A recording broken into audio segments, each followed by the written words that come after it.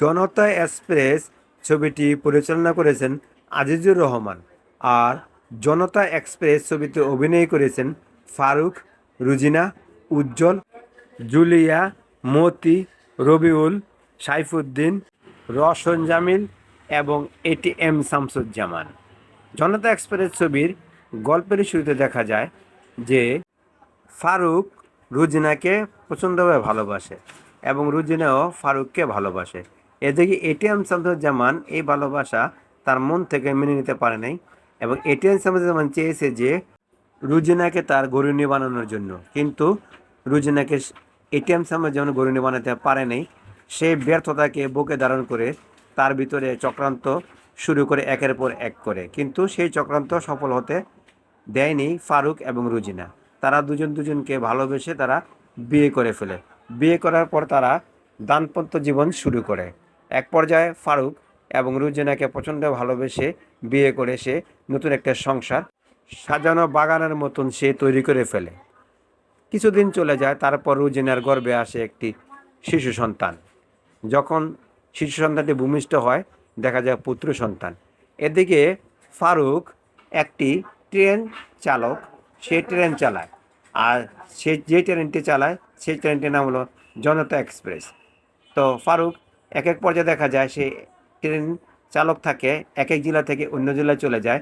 তার বাড়িতে আসতে বেশ কিছুদিন সময় লেগে যায়।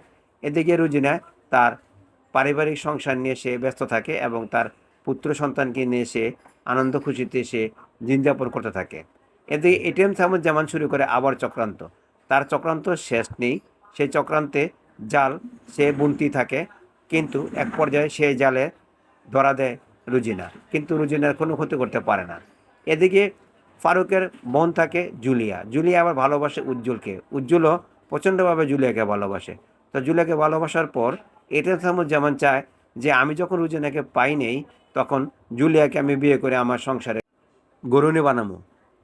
কিন্তু একদিন উজ্জ্বল বলে, দেখেন আপনি হলেন এলাকার মুরব্বী এবং চাচা, আপনি যে জুলিয়ার পিছনে লেগেছেন এটা কিন্তু আপনি ভালো করতেছেন না। আপনি জানেন যে আমি জুলিয়াকে প্রচণ্ডভাবে ভালোবাসি, আর এই ভালোবাসার মাঝখানে আপনি কাটা হয়ে দাঁড়িয়েছেন। কিন্তু আমার বাবির সাথেও আপনি এরকমই করেছিলেন। আপনি চেয়েছিলেন আমার বাবি রুজিনা আপাকে বিয়ে করার জন্য, কিন্তু আপনি তা পারেননি। সেই ব্যর্থতাকে আপনি বুকে ধারণ করে একের পর এক চক্রান্ত করতেছেন আমাদের ভালোবাসাকে নচ্ছাদ করার জন্য, কিন্তু আপনি পারবেন না। আপনি যদি এরকম করতে থাকেন তাহলে আমরা কিন্তু আপনার বিরুদ্ধে পঞ্চায়েতে বিচার দেব। পঞ্চায়েতের বিচারে যা হবে সেটা কিন্তু আপনাকে মাথাপাতি নিতে হবে। তখন এটিএম শামসুজ্জামান বলে, বাবা তুমি খামাখা উত্তেজিত হচ্ছ, আমি কিন্তু এরকম কোনো কাজ করিনি। কিন্তু আমি চেয়েছিলাম যে আমি রুজিনাকে বিয়ে করতে, কিন্তু রুজিনাকে তো ফারুক বিয়ে করে নিয়ে গেছে। তো আমি এখন চেয়েছিলাম যে আমি জুলিয়াকে বিয়ে করব, তাও হলো না, তুমি নাকি জুলিয়াকে ভালোবাসো। তো বেশ ভালো, তোমাদের ভালোবাসা তোমরা চালিয়ে যাও, আর আমি তোমাদের পথ থেকে সরে গেলাম। কিন্তু বাস্তবে তা এটিএম সাহেব যেমন করেনি, তার ভিতরে তার খুনুস এবং সব কিছু রয়ে গেছে। তো এদিকে দেখা যায় বেশ কিছুদিন পর ফারুক বাড়িতে আসে। তার যে ট্রেন চালক সে ট্রেন থেকে কিছুদিনের জন্য ছুটি নিয়ে বাড়িতে আসে। বাড়িতে আসার পর তার ছেলে প্রায় 8-10 বছর হয়ে যায়। তখন তার ছেলে বলে, আব্বু তুমি কি আর চাকরিতে যাবে না? তখন ফারুক বলে, হ বাবা আমি তো চাকরিতে যাব। কয়, তুমি না চাকরিতে গেলে না আমার মনটা অনেক খারাপ হয়। তখন ফারুক বলে, কি খারাপ হয়? কয়, আমি তোমাকে মিস করি, কারণ তোমাকে আমি পাই না। তখন রুজিনা বলে, হ আমি তোমাকে আদর যত্ন করি না, তোমার আব্বুকে তুমি মিস করো। তোমার আব্বু তো ট্রেন চালক, তিনি ট্রেন চালায়।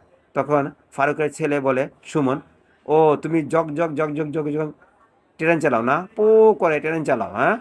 তখন ফারুক বলে, আমি তো ট্রেন চালাই। তখন ফারুকের ছেলে বলে, সুমন বলে, হ আব্বু তুমি ট্রেন চালাও আমি দেখছি, তুমি ট্রেনের সামনে বসে হ্যাঁ পি পি করে শব্দ দাও মানুষ সামনে থাকলে, তাই না? তখন ফারুক বলে, আমি তো তাই করি। তো রুজিনা বলে, তুই জানিস না তোর আব্বু যে ট্রেন চালক, তিনি বেশ দূরে দূরে যায়, ঢাকা, বরিশাল, খুলনা, রাজশাহী, দিনাজপুর ইত্যাদি জায়গায় তিনি মানুষকে নিয়ে যায়, তার কাজ তো এইটাই। তখন রুজিনা বলে, আচ্ছা তুমি কি বেশ কিছুদিনের জন্য ছুটি নিতে পারো না? তখন ফারুক বলে, আরে বোকা আমি কিভাবে ছুটি নেব, আমি তো একজন ট্রেন চালক, আর আমাকে ছাড়া তো ট্রেন চলবে না। আমি যদি ট্রেন চালাতে না যাই তাহলে অন্য একটা চালক তো সহজে পাওয়া যায় না। আর আমি যেই ট্রেনটি চালাই জনতা এক্সপ্রেস, যে মালিকের চালাই আমি, সে মালিক আমাকে প্রচণ্ডভাবে ভালোবাসে আমি যদি সেখান থেকে বেশ কিছুদিন ছুটি নেই, সেই ছুটি তো মালিক আমাকে দেবে না। তখন রুজিনা বলে, আচ্ছা তুমি তো জানো যে আমার ছেলের 10 বছর পূর্ণ হবে কয়েকদিনের ভিতরে, তা আমার ছেলের জন্মদিন আমরা পালন করব, তুমি কি আসবে না ওই দিন? তখন ফারুক বলে, অবশ্যই আসবো। ওই দিন আমি প্রয়োজনে ছুটি নেব, স্যারের কাছ থেকে ছুটি নিয়ে আমি অবশ্যই আমার ছেলের জন্য আমি অনেক কিছু নিয়ে আসব, খেলনা এবং জামা কাপড়, কারণ ছেলের জন্য একটা কেক নিয়ে আসব, ছেলের জন্মদিন করতে হবে না, আর সেই জন্মদিনই তো আমি অনেক আনন্দ উৎসব করব।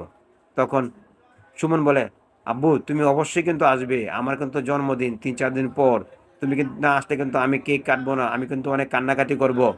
তখন রুজিনা বলে, হ, দেখছো তোমার ছেলে কি বললো, তুমি যদি না আসো তোমার ছেলে অনেক কান্নাকাটি করবো, কারণ তোমাকে আসতেই হবে। তখন ফারুক বলে, অবশ্যই আমি আসবো, আমি ট্রেন চালক হয়েছি কী হয়েছে, আমিও তো মানুষ, আমারও তো সংসার আছে, আমার ছেলে আছে, স্ত্রী আছে, তাদের সুখ দুঃখ আমার দেখতে হবে না? এবং আমার ছেলের জন্মদিনে আমি না আসতে পারবো? তবে আমি জানি তোমার জন্মদিন আমি 3-4 দিন পর, ওই 3-4 দিনের ভিতরেই আমি এসে পড়বো। তখন ফারুক বলে, বাবা তাহলে আমি চলে যাই, আমাকে আজকে রংপুর যেতে হবে এই ট্রেন চালিয়ে, কারণ অনেক যাত্রী আছে, তো সেই যাত্রীরা আজ সন্ধ্যা 6টা বাজে উঠবে, ভোর 6টা বাজে তাদেরকে নামিয়ে দিতে হবে, আর যদি আমি না যাই তাহলে আজকে ট্রেন বন্ধ থাকবে। দুজনে বলে, ঠিক আছে, আল্লাহ হাফেজ, যাও, সাবধানে যেও আর সাবধানে ট্রেন চালাবে, তোমার একটু ভুলের কারণে কিন্তু যে কোনো দুর্ঘটনা ঘটে যেতে পারে। তখন ফারুক বলে, আমার একটু ভুলের কারণেই যে কোনো দুর্ঘটনা ঘটতে পারে, তবে আমি অনেক সতর্কভাবে ট্রেন চালাই, কারণ আমার যাতে ভুল না হয়।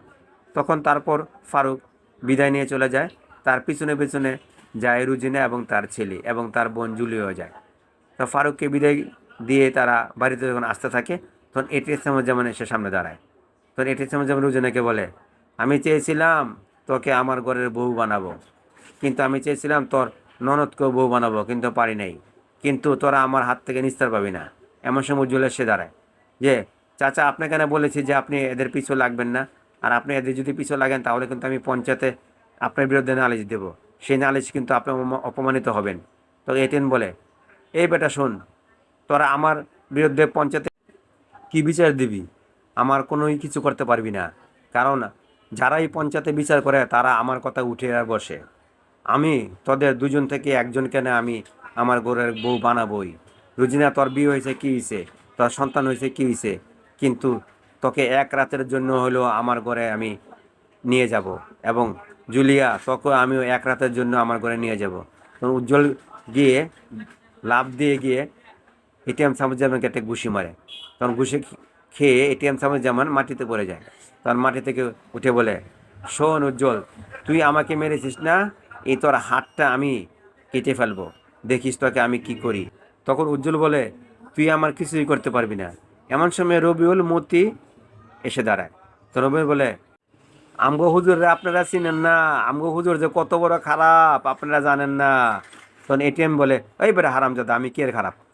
তখন রবিউল বলে, আপনার খারাপ হইতো, অনেক খারাপ। তখন রবিউলকে একটা থাপ্পড় মারে এটিএম। সেই মুহূর্তে আবার মতি বলে, আপনি রবিউলকে মারলেন, আমাকে মেরে দেখেন, দেখেন আপনাকে কি করি। তখন যে বলে, থাম তোরা থাম। রবিউল বলে, আমি আপনার সাথে থাকি আর আপনি আমাকে থাপ্পড় মারলেন। তখন এটিএম বলে, এই তোরা আমার বিরুদ্ধে সত্য কথা বললি কেন? তাই তোকে আমি থাপ্পড় মেরেছি। এই কথা বলার পর এটিএম সেখান থেকে চলে যায়। তখন উজ্জ্বল বলে, তোরা সাবধানে থাকবি, তোদেরও কিন্তু ক্ষতি করতে পারে এটিএম, এ কিন্তু অনেক বদমাশ এবং হারামি। তো এদিকে ঘটনাক্রমে দেখা যায় উজ্জ্বল জুলিয়ার সাথে একদিন একটা গান গান গেয়ে নাচানাচি করতে থাকে, সেই দৃশ্যটা আবার এটিএম সামনে যেমন দেখে ফেলে। তখন এটিএম সামনে জামাল রবিউলকে বলে, শোন তুই তো আমার অনেক কাজ করে দিয়েছিস, এবার একটা কাজ করবি। তখন এটিএম আবার বলে, করতে পারবি না কাজটা? তখন রবিউল বলে, অবশ্যই করতে পারবো, কিন্তু আমাকে টাকা দিতে হবে। তো এটিএম বলে, তোকে আমি টাকা দেবো, কিন্তু আমি যে কাজটা করতে বলবো তুই সেই কাজটাই তখন তো করে দিতে হবে। তখন রবিউল বলে, টাকা পেলে আমি সব কাজ করতে পারি হুজুর। তখন ঠিক আছে, এটিএম বলে, তুই আমার সাথে আজকে রাতে দেখা করবি, তোকে কালকে কাজটা করে দিতে হবে। তো এর পরের দিন দেখা যায় যে রবিউল এমন একটা কাজ করে যে কিছু টাকা রবিউল ধার দেয়, কারণ উজ্জ্বলের একটু অসুবিধা ছিল, টাকা পয়সার সমস্যা ছিল। সেই টাকা নিয়ে যখন উজ্জ্বল যাচ্ছে, সেই মুহূর্তে এটিএম সামুজ্জামান পুলিশকে গিয়ে জানায় যে আমার টাকা গদি থেকে চুরি হয়ে গেছে। কে চুরি করেছে? উজ্জ্বল চুরি করেছে। সেই মুহূর্তে পুলিশ এসে উজ্জ্বলের হাতে নাতে সেই টাকাগুলি পায়। পাওয়ার পর উজ্জ্বলকে পুলিশ ধরে নিয়ে যায় এবং থানায় নিয়ে যায়। তখন উজ্জ্বল চিৎকার করে বলে যে আমি টাকা চুরি করি নেই এবং আমি করতে পারি না, কারণ এটা নিশ্চয়ই চক্রান্ত এই এটিএম শামসুজ্জামানের। তো যখন উজ্জ্বলকে থানায় ধরে নিয়ে যায়, জুলিয়া রুজিনা তারা দৌড়ে যায়। দৌড়ে যাওয়ার পর কিন্তু উজ্জ্বলকে তারা ছাড়াতে পারে না। তখন পুলিশ ইন্সপেক্টর জানায় যে আপনারা যা বলার আপনারা আদালতে বলবেন, আমরা আগামীকাল আসামিকে আদালতে হাজির করে দেব। সেই মুহূর্তে দেখা যায় এর 2-4 দিন পরে জুলিয়া নিখোঁজ হয়ে যায়, জুলিয়াকে খুঁজে পাওয়া যাচ্ছে না। এবং এরপর দেখা যায় ফারুক তার ছেলের জন্মদিন উপলক্ষে তার ছেলের জন্য জামা কাপড় খেলনা ইত্যাদি কিনে রাখে। তো যেদিন তার ছেলের জন্মদিন হবে সেদিন ট্রেন চালিয়ে সে রওনা দেয়। এদিকে ফারুকের স্ত্রী এবং সুমন তারা বলে যে, রুজিনা বলে তার ছেলেকে, বাবা আজকে না তোর জন্মদিন, তোর বাপ কিন্তু আজকে আসবে ট্রেন চালিয়ে। তো প্রায় প্রায়ই তার বাপের ট্রেনের শব্দ অথবা অন্যান্য ট্রেনের শব্দ পেয়ে সুমন দৌড়ে যায়, এই কথা বলে যে তার বাপ আসবে, তারা বাপ আসবে। আর সব ট্রেনের যারা চালক তাদেরকে বাবা বাবা বলে ডাকতে থাকে। তো রুজিনা যখন বলে যে তোর বাপ কিন্তু আজকে আসবে, আজকে কিন্তু তোর জন্মদিন, জন্মদিনটা আমরা বড় করে করতাম, কিন্তু তোর ফুপু নিখোঁজ হওয়ার কারণে আমরা জন্মদিনটা করবো না। কিন্তু তোর বাপ কিন্তু জানে না যে তোর ফুপু নিখোঁজ হয়ে গেছে, তোর বাপ কিন্তু আসবে, তুই কিন্তু খেয়াল রাখিস। তখন সুমন বলে, কি বললে, আজকে আমার জন্মদিন, আমার বাপ আজকে আমার জন্য অনেক জামা কাপড় নিয়ে আসবে, খেলনা নিয়ে আসবে এবং সাইকেলও নিয়ে আসবে, কি মজা কি মজা, আমি খুব মজা করব, আমি খুব আনন্দ করব। তো দেখা যায় ঘটনাক্রমে ঠিক দুপুর গড়িয়ে যখন বিকাল হচ্ছে তখন ট্রেনে একটা শব্দ পায়। শব্দ পাওয়ার পর সুমন অর্থাৎ রুজিনার ছেলে অর্থাৎ ফারুকের ছেলে সে দৌড়ে ট্রেনের মাঝখান দিয়ে দৌড়াতে থাকে। আর আব্বু আব্বু করে চিৎকার করতে থাকে, আব্বু আব্বু আব্বু আব্বু আব্বু আজকে আমার জন্মদিন, তুমি ট্রেন থামাও ট্রেন থামাও। কিন্তু ফারুক বারবার মানে সিগন্যাল দিতেছে। ফারুকের সাথে থাকে আরেকটি লোক, সে বলতেছে, হ্যাঁ বস আপনি ট্রেনটা থামিয়ে দেন, ট্রেনটা থামিয়ে দেন, আপনার ছেলে কিন্তু মারা পড়বে। তখন ফারুক বলে, চুপ কর, আমি যদি ট্রেনটা থামিয়ে দেই এই মুহূর্তে তখন এই শত শত যাত্রী তারা সবাই মারা পড়বে। আমার আমার একটি সন্তানের জন্য তো আমি শত শত মানুষের প্রাণ নিতে পারি না, আমি কখনোই পারবো না। তখন এক পর্যায়ে দেখা যায় ওই লোকটি গিয়ার চেন টান দিয়ে ট্রেন থামানোর চেষ্টা করে। তখন ফারুক তাকে থাপ্পড় দিয়ে সেখান থেকে সরিয়ে দেয়। তখন যাত্রীরা বলে যে আপনি কি করতেছেন, এটা আপনি কি করতেছেন, আপনি তো একটা সন্তানকে মেরে ফেলছেন। তখন ফারুক বলে, সেই সন্তান আর কেউ নেই, সেই সন্তান আমার। কথা আপনি তা ট্রেনটা থামিয়ে ফেলেন। তখন ফারুক বলে, না আমি ট্রেনটা থামাতে পারবো না, আর যদি আমি ট্রেনটা হঠাৎ করে থামিয়ে ফেলি তখন ট্রেনটা উল্টে পড়ে যাবে, তখন শত শত যাত্রী মারা যাবে। এর এর জবাব আমি আল্লাহর কাছে কিভাবে দেব? আমার সুখ শান্তির জন্য, আমার একটি সন্তানের জন্য আমি তো শত শত যাত্রী মারতে পারি না। এদিকে রুজিনা বলতেছে, বাবা তুই দাঁড়া, বাবা তুই দাঁড়া, তুই বাবা দাঁড়া। রুজিনাও পিছন থেকে দৌড়াইতেছে, আর সুমনও দৌড়াচ্ছে, কিন্তু রুজিনা ধরতে পারতেছে না। এক পর্যায়ে ঘটনার মধ্যে দেখা যায় যে ট্রেনের সামনে গিয়েও অনেক লাল নিশান টানাইতেছে, কিন্তু এই সুমন দেখতেছে না। বাবা বাবা তুমি আসো, বাবা আমার আজকে জন্মদিন, তুমি আমার জন্য খেলা নিয়ে আসছো, তুমি আমার জন্য সাইকেল নিয়ে আসছো, বাবা বাবা বাবা। এই দৌড়াইতেছে দৌড়াইতেছে, কিন্তু রুজিনা একসময় দৌড়তে দৌড়তে হোঁচট খেয়ে পড়ে যায়। হোঁচট খেয়ে পড়ে গিয়ে ট্রেনের রাস্তা থেকে দূরে পড়ে যায়, সে সেখানে অজ্ঞান হয়ে পড়ে। অজ্ঞান হওয়ার পর কিন্তু সুমন দৌড়াচ্ছে আর ট্রেন দ্রুত গতিতে আসতেছে। কিন্তু এক পর্যায়ে দেখা যায় যে ফারুকের হাতেই তার ছেলের ট্রেনে চাপা পড়ে এবং ফারুক নিঃশব্দভাবে ট্রেনে চাপা দিয়ে তার সন্তানকে ট্রেন চাপা দিয়ে সে ট্রেন গন্তব্যস্থলে পৌঁছানোর পর ট্রেন থেকে সব যাত্রী নেমে গিয়ে দৌড়ে এই বাচ্চাটিকে দেখার জন্য আসে। তখন ফারুকও দৌড়ে আসে, সুমন সুমন করে চিৎকার করতে থাকে, বাবা বাবা বলে চিৎকার করতে থাকে। তখন ফারুক যখন আসে দেখে দিয়ে তার ছেলের দুইটা খণ্ড হয়ে দুই দিকে পড়ে আছে। তখন ফারুক তার এই দুই খণ্ডকে একসাথে করে ফারুক চিৎকার করে কাঁদতে থাকে, বাবা আমি তোকে মেরে ফেলেছি, আমি তোকে মেরে ফেলেছি, কিন্তু আমার এখানে কোনো দোষ ছিল না বাবা, আমি শত শত যাত্রীর প্রাণ বাঁচাতে আমি তোকে মেরে ফেলেছি, আমার প্রাণের একটিমাত্র ছেলেকে আমি নিজ হাতে হত্যা করেছি, নিজ হাতে খুন করেছি, বাবা তুই আমাকে ক্ষমা করে দিস। এমন সময় রুজনের জ্ঞান ফিরে আসে, চিৎকার দিয়ে দৌড়ে আসতে থাকে। রুজনকে বলে, তোমার ছেলে সুমনকে তো তোমার স্বামী ট্রেন চাপা দিয়ে মেরে ফেলেছে। তখন দৌড়ে রুজিনে আসার পর রুজিনা তার ছেলেকে জড়িয়ে ধরে কান্নাকাটি করতে থাকে, তুমি এটা কী করলে, তুমি এটা কী করলে? তখন ফারুক বলে, আমি কিছুই করি নাই। সুমন ট্রেনের রাস্তা দিয়ে দৌড়াচ্ছে, আমি অনেক ইশারা দিতেছি কিন্তু শুনতেছে না। সে আব্বু আব্বু করে চিৎকার করতেছে, কিন্তু আমি কি করব? আমি যদি ট্রেনটা সেই মুহূর্তে থামিয়ে দিতাম তাহলে কি হতো জানো? শত শত যাত্রী মারা যেত এবং ট্রেনটা উল্টে পড়ে যেত। তখন শত শত যাত্রী যখন মারা যেত, তখন আমি কাল হাসরের ময়দানে আল্লাহর কাছে কী জবাব দিতাম? আল্লাহ যদি প্রশ্ন করতো, তোর একটি ছেলেকে বাঁচাতে গিয়ে তুই শত শত যাত্রী মেরে ফেলেছিস, তখন আমি এর উত্তরে আল্লাহর কাছে কী জবাব দিতাম? তাই আমি নানান দিকে চিন্তা ভাবনা করে এবং শত শত মানুষের দিকে চিন্তা ভাবনা করে আমার ছেলেকে আমি হত্যা করলাম, আমার ছেলেকে আমি নিজ হাতে খুন করলাম, আমার ছেলেকে আমি আমার এই জনতা এক্সপ্রেস ট্রেন দিয়ে আমি চাপা দিলাম, তুমি যা শাস্তি দাও আমাকে দাও। তখন রুজিনা ফারুকের জড়িয়ে ধরে ঘুষি মারতে থাকে। এক পর্যায়ে ফারুক বলে, তুমি মারো, যত খুশি মারো। তখন স্বামী স্ত্রী দুজনেই কান্নাকাটি করতে থাকে। কান্নাকাটি করার পর তখন ফারুক তার ছেলেকে নিয়ে বাড়িতে যায়। শত শত লোক তার বাড়িতে যায় এবং আফসোস করতে থাকে। তখন কিছু কিছু লোক বলে, এমন পিতা কয়জনের হয়, এমন ভালো মানুষ কয়জন হয় যে নিজের সন্তানকে সে খুন করেছে শুধুমাত্র মানুষের ভালোর জন্য, নিজের সন্তানকেও সেই খুন করেছে মানুষকে বাঁচানোর জন্য। অন্য কোনো যদি ট্রেন চালক হতো, এই ট্রেন চালকরা কিন্তু তার নিজের সন্তানকে বাঁচানোর জন্য শত শত মানুষকে হত্যা করে ফেলতো, কিন্তু ফারুক কিন্তু তা করে নেই।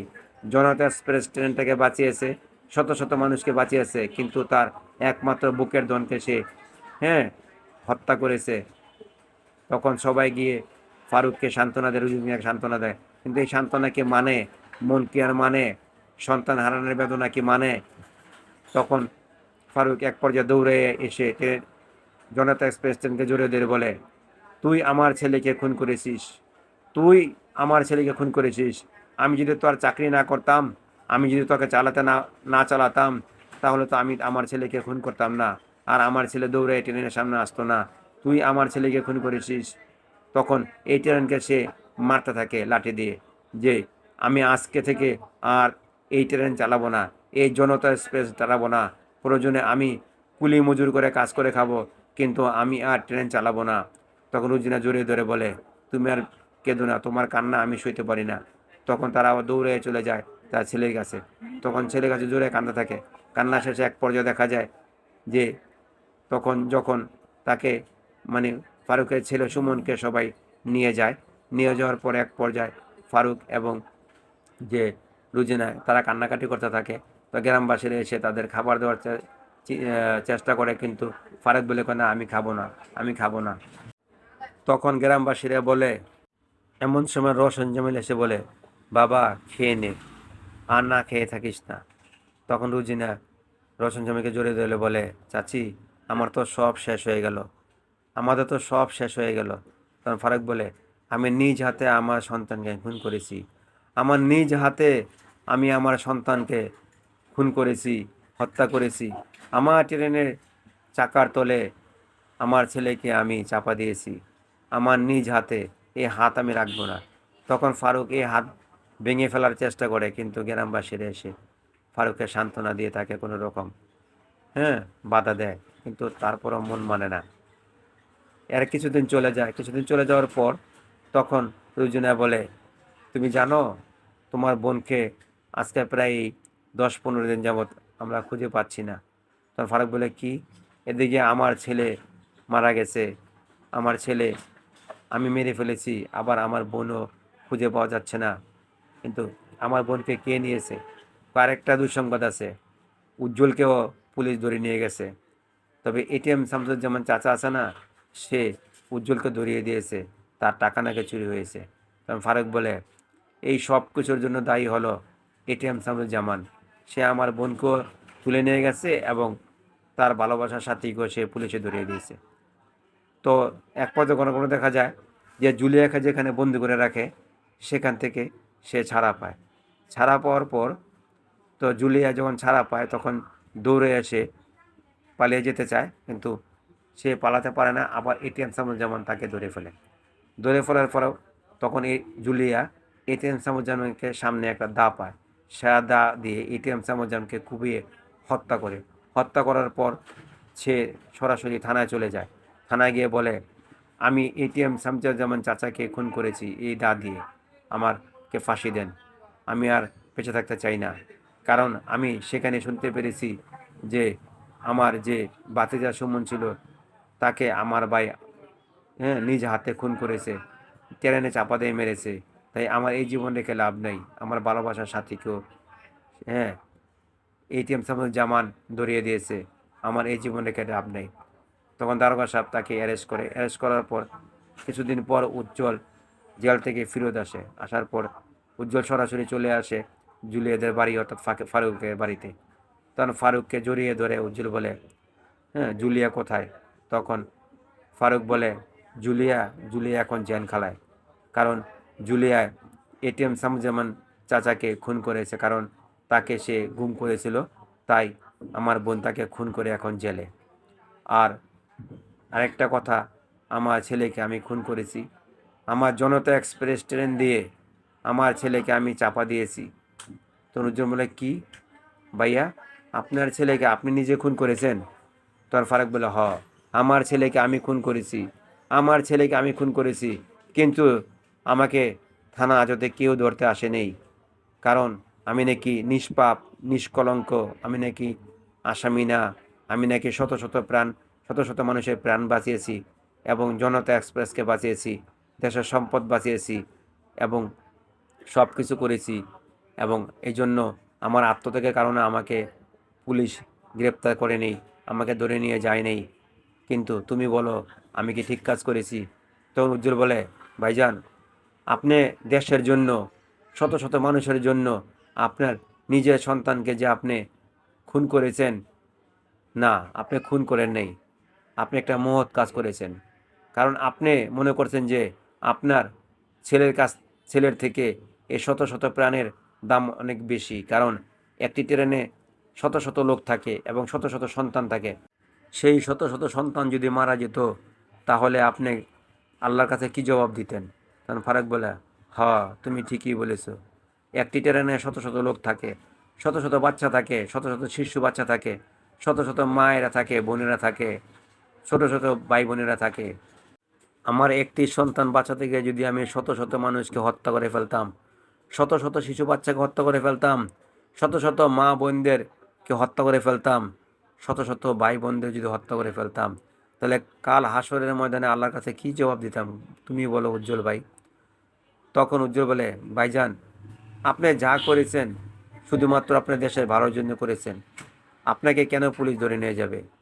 তবে যা যা হবার হয়ে গেছে ভাইজান, আপনি এটা নিয়ে আর চিন্তা ভাবনা করেন না। কারণ তখন এর পরের দিন পত্রিকা আসে যে উজ্জ্বলের নামে যে এমন একটি সৎ চালক এবং সৎ একজন মানুষ যে তার সন্তানকে খুন করে শত শত মানুষের প্রাণ বাঁচিয়েছে, এবং তাকে নিয়ে প্রশংসায় পঞ্চমুখ হয়ে যায় সারা বাংলাদেশ, এবং পেপার পত্রিকা ছড়িয়ে পড়ে যে এমন ড্রাইভার এখনও আছে, এমন চালক এখনও আছে যে নিজের সন্তানকে মারতে দ্বিধাবোধ করে নেই এবং শত শত লোককে বাঁচাতে গিয়ে।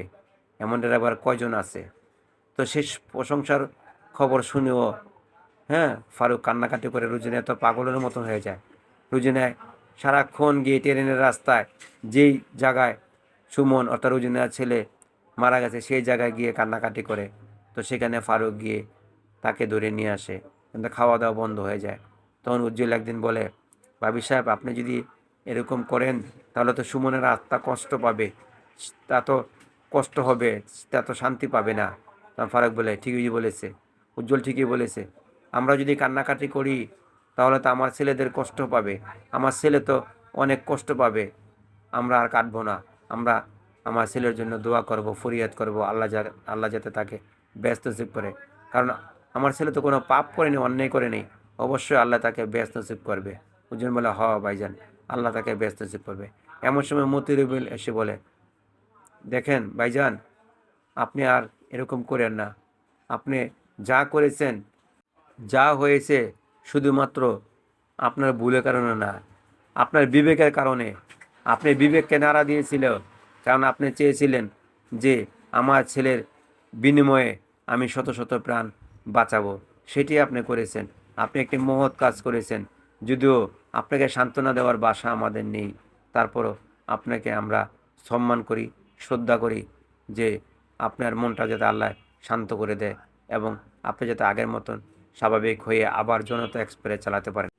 তখন ফারুক বললে, না, আমি আর জনতা এক্সপ্রেস চালাবো না, আমি আর জনতা এক্সপ্রেস চালাবো না, আমি আর জনতা এক্সপ্রেসের চালক হব না, আমি জনতা এক্সপ্রেস ট্রেনের চালক হব না।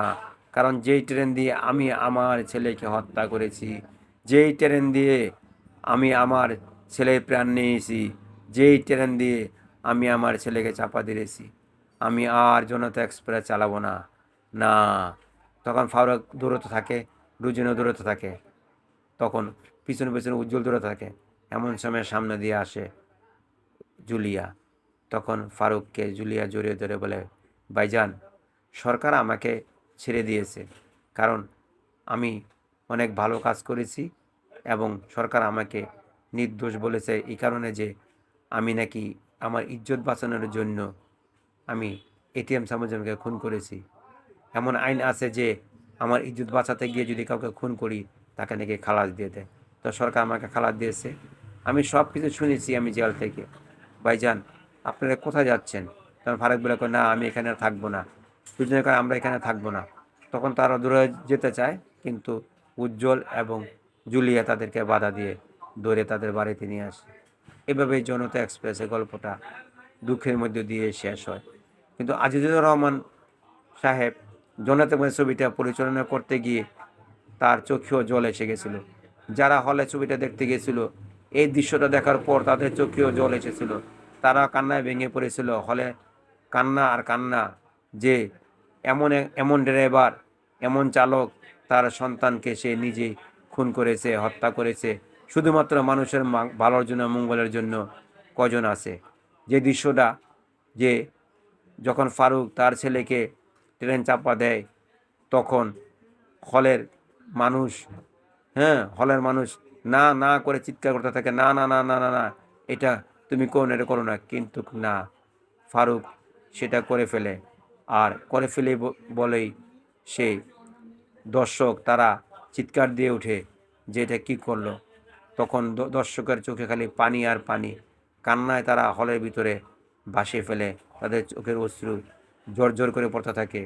এমন দৃশ্য, এমন চিত্র আজিজুর রহমানুর সাহেব ছবি পরিচালনার ভিতরে দেখিয়েছিলেন জনতা এক্সপ্রেস ছবির ভিতরে, যা দর্শকের কান্না থামাতে পারেনি হলের ভিতরে।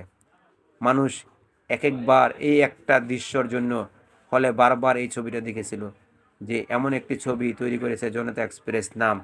এই ছবিতে ফারুক অনবদ্য অভিনয় করে এবং সুনাম অর্জন করে, এবং রুজিনা অনবদ্য অভিনয় করে সুনাম অর্জন করেন, এবং উজ্জ্বল জুলিও অনবদ্য অভিনয় করে সুনাম অর্জন করেন। এবং তাদের অভিনয়ের মাধ্যমেই এবং তাদের জনপ্রিয় অভিনয় এবং তাদের ভালো অভিনয়ের মাধ্যমে জনতা এক্সপ্রেস ছবিটা ফুটে ওঠে এবং দর্শকদের মনে বিপুল সাড়া পায়, বিপুল প্রশংসা পায়, বিপুল সাড়া জাগে। এবং ছবিটা হলের ভিতরে অনেকভাবেই প্রশংসিত হয় এবং নানান পরিচালক এই জনতা এক্সপ্রেস ছবি নিয়ে প্রশংসার পঞ্চমুখ হয় এবং মানুষ করতালের মাধ্যমে ওই জনতা এক্সপ্রেস ছবিটি গ্রহণ করে নেয়।